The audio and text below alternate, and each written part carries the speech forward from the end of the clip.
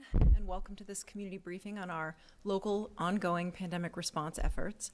Providing interpretation for us today is Sharon Sinkler. Thank you so much, Sharon, for your services, and thanks to all of you for joining us to learn more about the latest local developments. Since our last briefing in mid-June, our health team has kept a close watch on COVID-19 nationally, regionally, and locally, and the situation is changing. Case numbers and hospitalizations are climbing across most of the country. The highly transmissible Delta variant is spreading rapidly in certain areas of the U.S. and in our region. Science shows that this particular variant spreads more easily and more quickly than other variants, and it's more likely to cause severe disease, especially in those who are unvaccinated. The Delta variant is estimated to be the most prevalent variant in the nation. It's currently surging in pockets of the country with low vaccination rates, including some of our neighboring states, like Missouri. This map shows the level of transmission in counties across the nation. Blue represents low levels of transmission, and red represents high levels. And if you look at the close-up, you can see the close-up on the left of the screen. The state outlined is Missouri, and it's almost entirely red, meaning COVID-19 transmission is high. The Delta variant is now the most frequently identified variant in Nebraska and Lancaster County. Recently, we've seen an increase locally in both cases and hospitalizations, and it appears the Delta variant is a driving factor. Health Director Pat Lopez and her team are actively monitoring the impact of the Delta variant on our community, and Director Lopez now joins us to provide more details on our local situation.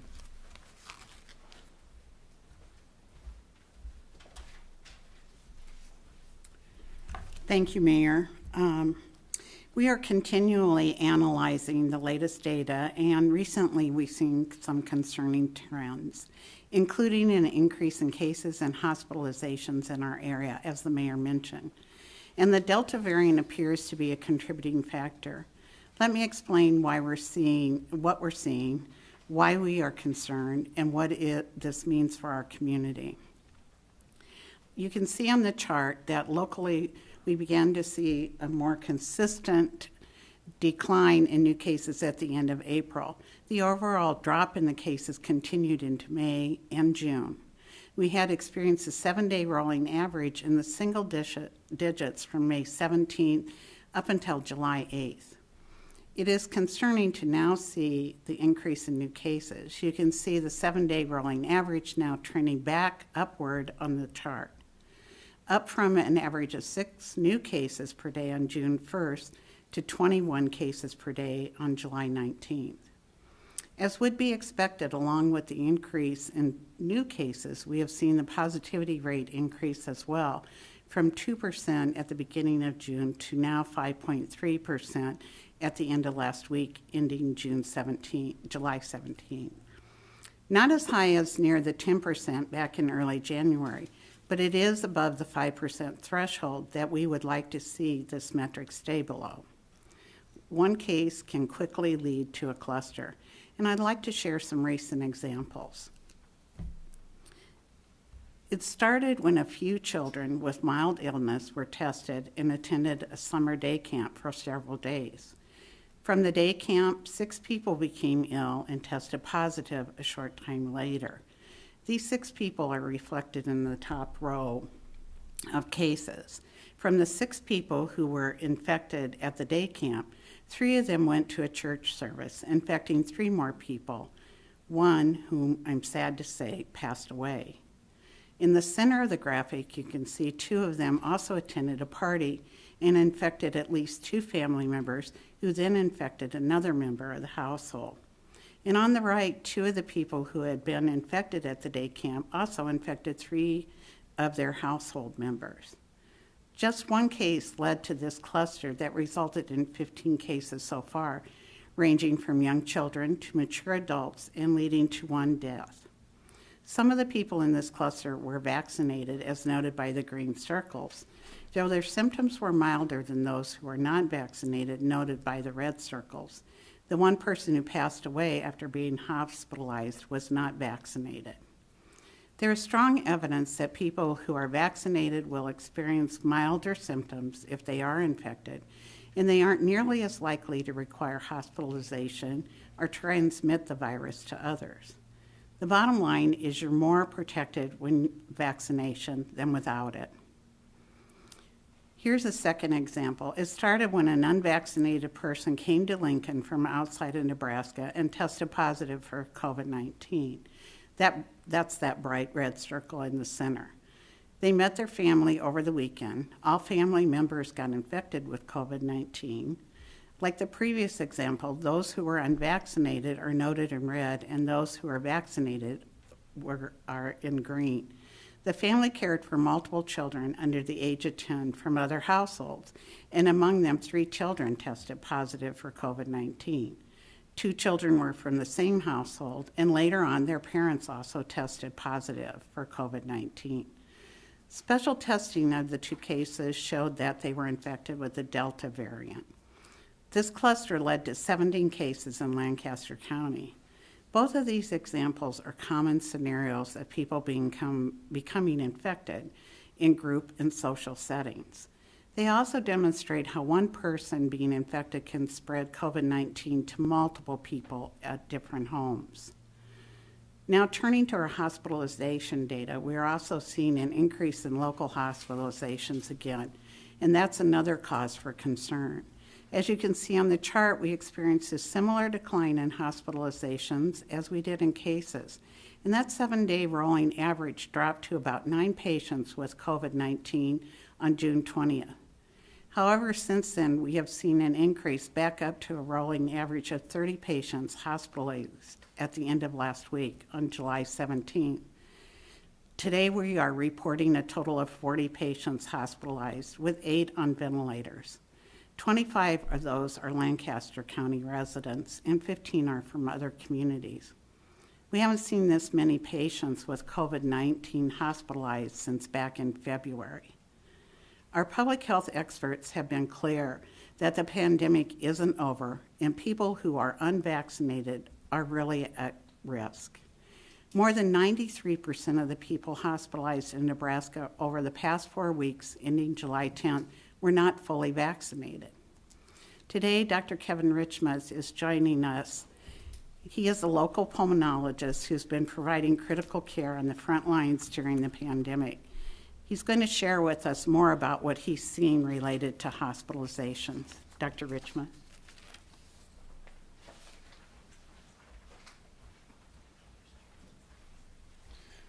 Thank you. It's very sobering to be here. I was here and have been involved in various press conferences over this pandemic, and this has some reminiscence to the one I was at shortly before Thanksgiving, because we are clearly going in the wrong direction, and for a lot of the reasons that Director Lopez has outlined. I think what has happened, obviously, is that we just haven't gotten enough people vaccinated, and the assumption was that by many that maybe it wasn't necessary because cases had been going down, and that's clearly not the case, because we're not even close to a herd immunity type of situation. And so, just to share some of my perspectives, as Director Lopez mentioned, I'm a pulmonary critical care physician here in Lincoln, and our group has been involved from the inpatient, outpatient side of the entire pulmonary care in Lincoln, but also in the surrounding area via tele-ICU and so forth. And what I can tell you clearly that most have heard is that our patients that are getting admitted are largely unvaccinated. I got some rough data here over the past few months, and just like you hear nationally, it's 90+% of the patients who are admitted with COVID-19 are unvaccinated. Personally, the ones I have been involved with that have been vaccinated but got ill enough to require hospitalizations have not been nearly as ill as those who have been vaccinated. And so it's unquestionable that the vaccinations are highly effective at preventing disease. And so the data with that is borne out in multiple ways. And then as it relates to that question, what we're seeing then is that these patients, and I just came from the hospital, all of my patients that are critically ill in the ICU right now are unvaccinated. And it's disheartening for our entire team to see this was completely preventable when you look at the data. We're going to have some vaccine breakthroughs. Rarely will we have some vaccine breakthroughs that lead to ICU level care and unfortunately death, but that's going to be an exception much more than the rule. And so I see it in the faces of my colleagues that it's so difficult. And like I was telling an individual that I just saw today, unvaccinated, admitted with COVID from outside Lancaster County, unfortunately, the treatments we have for COVID-19 once somebody is hospitalized are not nearly as effective as the vaccinations are at preventing disease and this degree of illness. We don't have therapeutics. Certainly the monoclonal antibodies have been proven to be highly effective, but that's pre-hospitalization and still is a tool that needs to be utilized. So I can't stress strongly enough, and you know, what I kind of, the analogy I give, there's a level of fatigue and post-traumatic stress that still is existing from what we went through in the fall and the winter. And you know, I was kind of thinking about this, and again, apologize for if this is over dramatic, but I think it's worthwhile mentioning. In some ways, it would be like if we asked those soldiers on D-Day to do what they did, go through all of what they did, and come through that and be successful, and then turn around and have to do it again. And that's what I'm afraid of as we get here with this trajectory, as we get into the fall and winter, if we don't have improvements in our vaccinations. And so my plea out there is that people encourage family members, loved ones to get vaccinations. I would really love to see our outpatient primary care and other providers that haven't necessarily been in the hospital going through this to encourage vaccinations. Please take the time to talk to your patients about vaccinations. I will tell you that I have absolute confidence in the safety. I've already talked about the efficacy, but absolute confidence in the safety for vaccinations. And there are some rare side effects with vaccinations that happen early. I hear from patients about their uncertainty about the long-term vaccinations. If you look at the history of vaccinations, the long-term side effects from vaccinations don't exist. The things we see occur in the short period of time, usually within 6 weeks, and that's what we're seeing with this vaccination. You know, I'm going on 8 months since my vaccination, and all of my colleagues are in the same boat. And so I just have absolute faith in its safety. The efficacy is proven. Please, let's not ruin the gains further from where they are. You know, we have an opportunity here, and the buzzword right now is Delta. But I'm telling you, this virus, as long as it's continued to allow to circulate, there will be others. Lambda's on the horizon. You know, we'll get down to Zeta if we don't absolutely crush this by getting people immune. This thing's going to continue to roll its dice with mutations. And unfortunately, the thing that we're all worried about is there will be a mutation that evades the vaccinations or natural immunity even more so than what we see with Delta. So let's take this opportunity. Let's get on top of this. Let's encourage everybody to get vaccinated. Ask questions if you have uncertainty, but go to reliable sources because it's definitely not too late. But I certainly am my entire team is very worried about what we're going to see here in the fall, in the winter, if we don't break this chain. So thank you.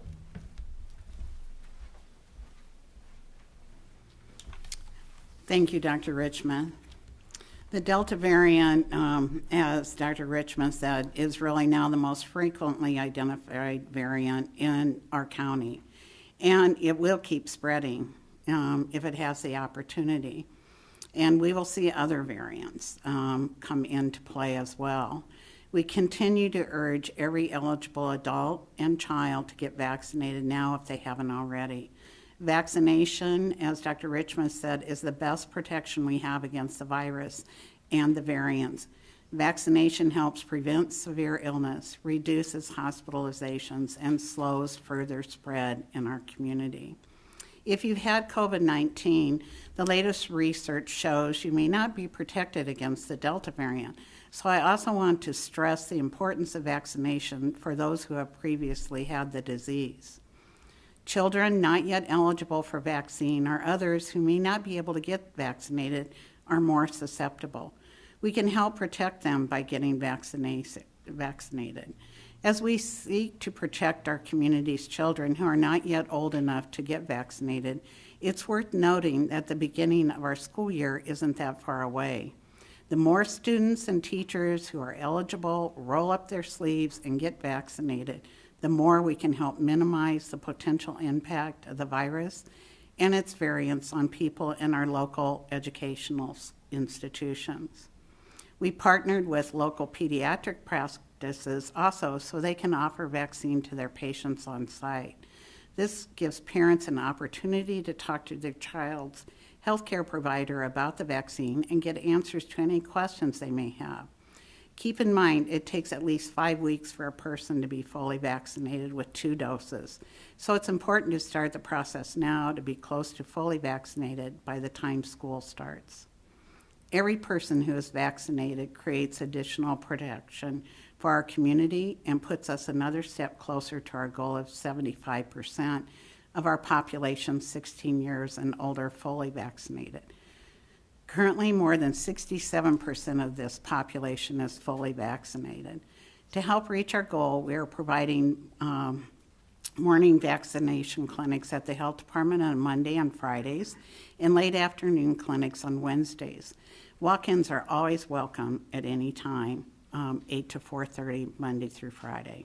Our people can schedule an appointment at covid19.lincoln.ne.gov or by calling us at 402-441-8006. Additional clinic locations are added frequently. Residents aged 12 and older are eligible to receive the vaccine, and the vaccination is free. Residents can also find a local pharmacy offering vaccinations at vaccines.gov or by texting their zip code to 438-829. COVID vaccination is the best protection, but there are other ways to help slow the spread of the Delta variant and protect ourselves, our loved ones, and our community. As we mentioned previously, masks are recommended for unvaccinated residents at indoor gatherings. In areas with high numbers of COVID-19 cases, they should also consider wearing a mask in crowded outdoor settings and for activities that have close contact with others who aren't fully vaccinated.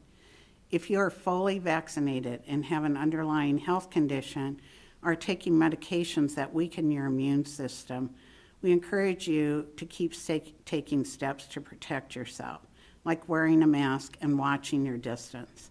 Talk to your healthcare provider about steps to take to manage your health and risks. If you're traveling this summer, be aware of current COVID-19 hotspots, as the mayor mentioned. Continue to monitor your health and be on the alert for symptoms like fever, cough, shortness of breath, and other symptoms of COVID-19. Whether you're fully vaccinated or unvaccinated, if you start experiencing COVID-19 symptoms, separate yourself from others and get tested. In reviewing all of our indicators, the risk dial will remain in green this week, but it is on the verge of moving to yellow. Our hope is that the increases we're seeing in cases and hospitalizations will level off and then decline. But if this concerning trend continues, we will make adjustments to our data-driven approach as needed. Together as a community, we have been committed to protecting the health and safety of others, our family, friends, and neighbors, and we started to see those benefits. We've come so far, and we need to keep going, continue to increase the vaccination rate in our community, and be mindful of our actions and how they could affect ourselves and others. By providing frequent information related to our community situation, we can make informed decisions to protect our health. We still have work to do to this end. in order to end the pandemic. Let's do it together.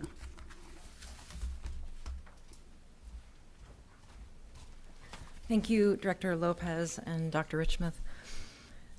For those who are still unvaccinated, the Delta variant presents a particularly painful battle for our city.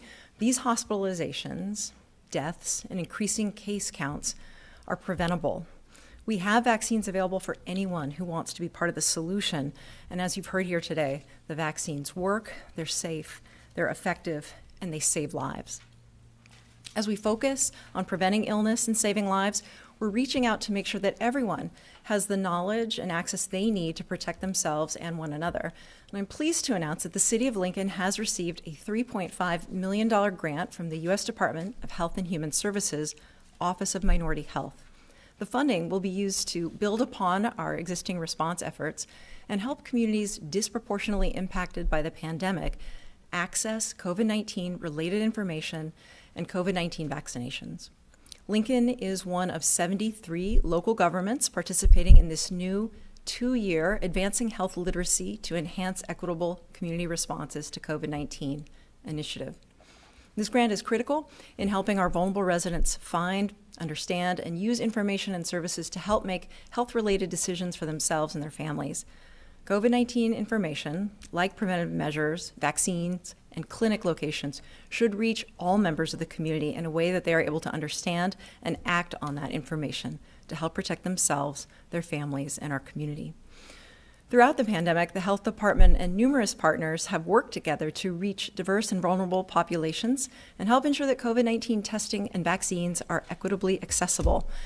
This grant provides the opportunity to further expand our efforts and better serve our entire community. And as part of this initiative, health literacy associates will be hired and trained.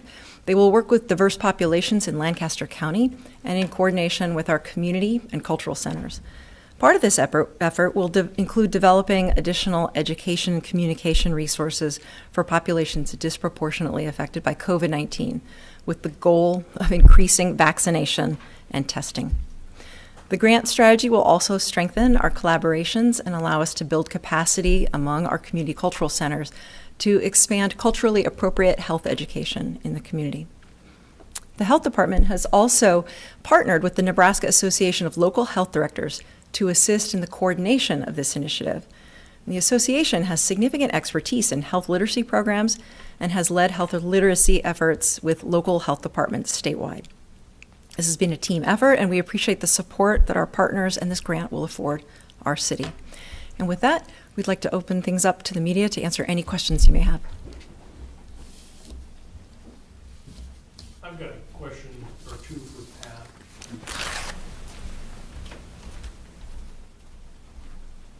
Hi. Hi, so can you give me an idea of what the age breakdown is on cases recently? I mean, are the cases higher in the younger age groups? The number is much higher in 50 and younger. We are seeing some youth under 16. Our concern with the hospitalizations has been that they're primarily a younger group of individuals, where we were seeing older adults previously, but a lot of the people we're seeing are under 60. Our largest area where we still are trying to encourage vaccination, especially, is the 16 to 24-year-olds. I think about 44% of them have initiated vaccinations, and maybe 37% are fully vaccinated, from what I can recall right off the top of my head. So really, we're still really encouraging those 50 and younger to get vaccinated. And then on hospitalizations, I've noticed recently, hospitalizations in Lincoln have been higher. I mean, total numbers are higher than they are now. I think Omaha, Douglas County reported 29 yesterday, we're up to 40 today. Do you have any idea why that is? I mean, it seems like there are quite a few are in Lancaster County. Quite a few are Lancaster County, but only 2 of the people on vents are from Lancaster County. There's a large outbreak going on in a community close by us, and many of the hospitals, many of those patients are coming from that area. Is that Fairbury? No. No.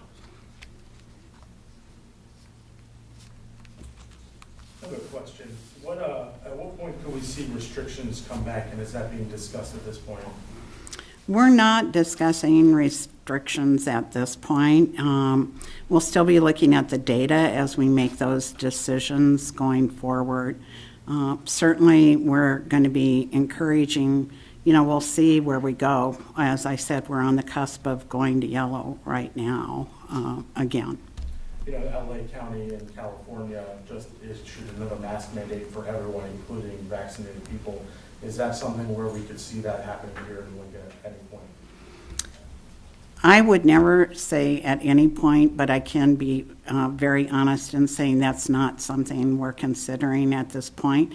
But as the variant changes and more people are impacted, and I think Dr. Richma made a good point. I was visiting with one of the hospitals this morning, and the staff are already becoming very concerned and wary about the increase in patients and what's needed. And not everybody's fully recovered in the workforce from the stress they've been under. So right now, we're not saying that, but we're going to go forward as we always have based on the data in our community, and we're going to make decisions from there. We've seen kind of a surge in cases here just recently. Yes. 100 from, Saturday to Monday, I think. Mm-hmm. Do you attribute that to anything? I mean, last year, for instance, sort of post-4th of July, we had kind of a surge, and it leveled out, and then when students came back, it took off. I mean, are you worried about that same kind of situation here? Maybe not on the same scale, but... Yes, we are concerned about that. And, we've continued during this entire time, like we're meeting regularly with all the school administrators, and with higher education, we have plans in place for testing and vaccinations. As we go forward, we are seeing some from the 4th of July, and we've been analyzing all the data to look at if we have additional clusters. And we shared some of the clusters that we're seeing and how people are infected. But we do know that family members more and more in the groupings that we're seeing are being impacted. Vaccinations have decreased significantly in the recent weeks. Is there any reason to think that that will change? And what happens if it doesn't change? Well, I think if it doesn't change, I can tell you what's happening. We're going to have more cases of COVID and more variant spread, and we're going to continue in that way. If you think about it, some of you are probably too young, but when the polio vaccine became available, we all went and got the polio vaccine. A different time, different information. But the one thing the polio vaccine did was it eradicated polio. That's what we can do with the vaccination for COVID. By taking it, we can eradicate it so that it doesn't quit, it doesn't keep splintering off, and we have more variants. We're still working in certain quadrants of the city where we know that some people have not been vaccinated to make it more accessible. And instead of moving by large percentages, you've seen, as you mentioned, we're moving by tenths, and we're going to continue that effort. We've had some areas where people have been reluctant and now are coming forward. So we're just going to continue providing education and reaching out. I noticed vaccinations actually did tick up last week. So Yeah. Is there any specific, was it young people? Was it older people who had held off? It was across the age span. And one thing we do hear from people is, and you probably even saw the article in the paper from the gentleman from Richardson County, he just hadn't got around to it, and he was doing other things. That is something that we actually do hear from people. So now is the time to get vaccinated. Is there any fear with the influx of people coming in for the rodeo? It's about 30,000. One of the cases you had with a cluster was somebody who had come from out of state. Is there any fear that that clustering will happen just from the influx of people that we don't have vaccine information on or don't know the rate of vaccination within that group? I think that always is a fear, and we have many events coming here, and we're monitoring to see what's going to happen. That's certainly something that we're watching closely right now. I have a question for the doctor, if I Yeah. may.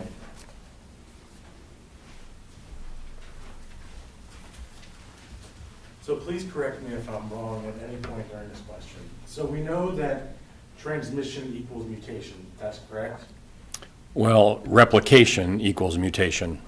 And how it replicates via transmission, and, you know, when it infects somebody, correct? Yeah, when it's in our body, it's replicating, and so with each replication, that's where mutations occur, so. So my question is, if people who are vaccinated are still ending up getting infected with COVID-19, is there still a chance for mutations to happen even if people are vaccinated? Correct. I mean, anytime a virus can replicate, it can mutate, but the difference clearly the data shows is that the level of viral load in even vaccinated patients who get sick or get the virus is dramatically lower. I mean, that's been proven in multiple studies. So, you know, to answer your question, yeah, it's still possible, but the likelihood goes down. It's much higher in an unvaccinated person where you have higher viral loads. And just, I thought maybe I'd piggyback on what Director Lopez said. You know, the hospitalizations that we've seen clearly have shifted to a younger group. I mean, I just looked and, you know, 30-40% of our patients are less than 50. And so it is definitely impacting younger, and they're coming in sicker. So there's definitely something to the virulence of this.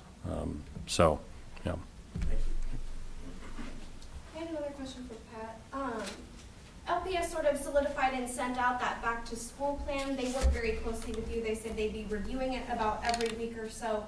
Is there any indication if we keep trending in the wrong direction into yellow before school starts that would change, or that there would be any more restrictions put in place before school would start?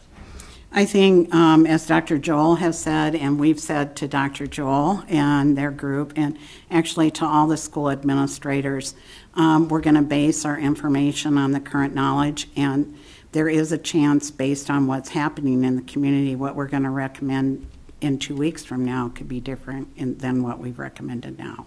And they're prepared for that as well. We have a question on the chat from Dale at KFR News.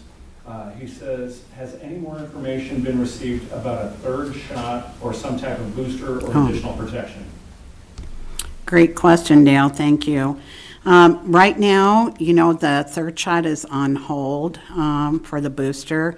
Many of you have probably heard that. That still has to go back to the FDA, and we're waiting for more information on that. And we're also waiting for information. It's looking like it might be towards winter before we get more information on when we can vaccinate children under 12. Pat, we sort of talked about figures of percentages of people who are hospitalized who have what they call breakthrough infections. Do you guys have any data just on overall cases? How many of those cases are among people who have been fully vaccinated? You know, I can't tell you that off the top of my head, but I can tell you that we check all the cases that come in for who's vaccinated and who's not. So let me give you an example.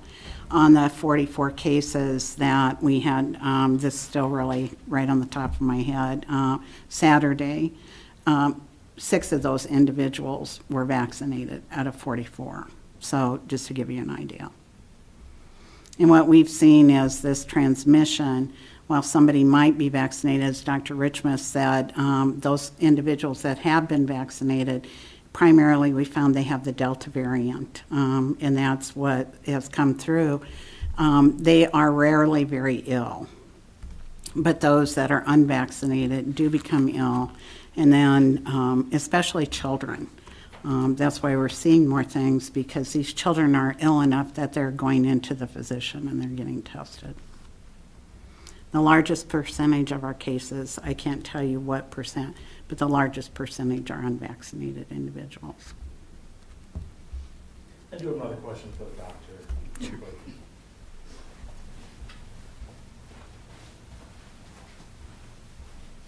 So, at the hospital, you know, you said you've seen people who are definitely more that are unvaccinated.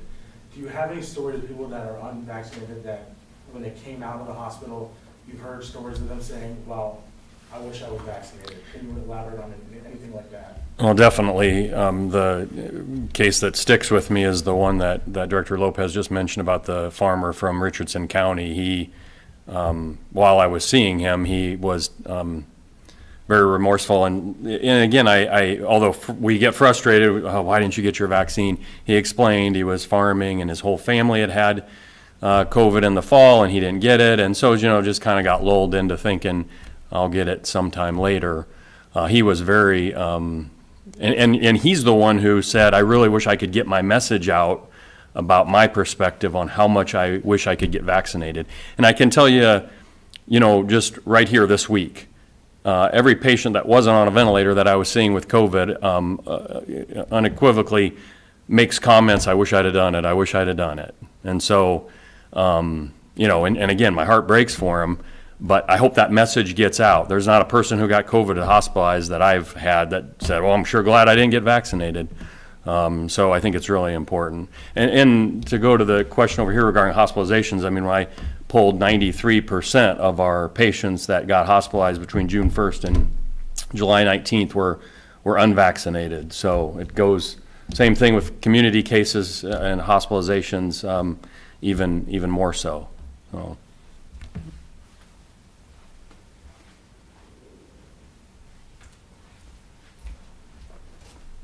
Any further questions from the media? If not, we thank you for tuning in. We are continuing to monitor the situation.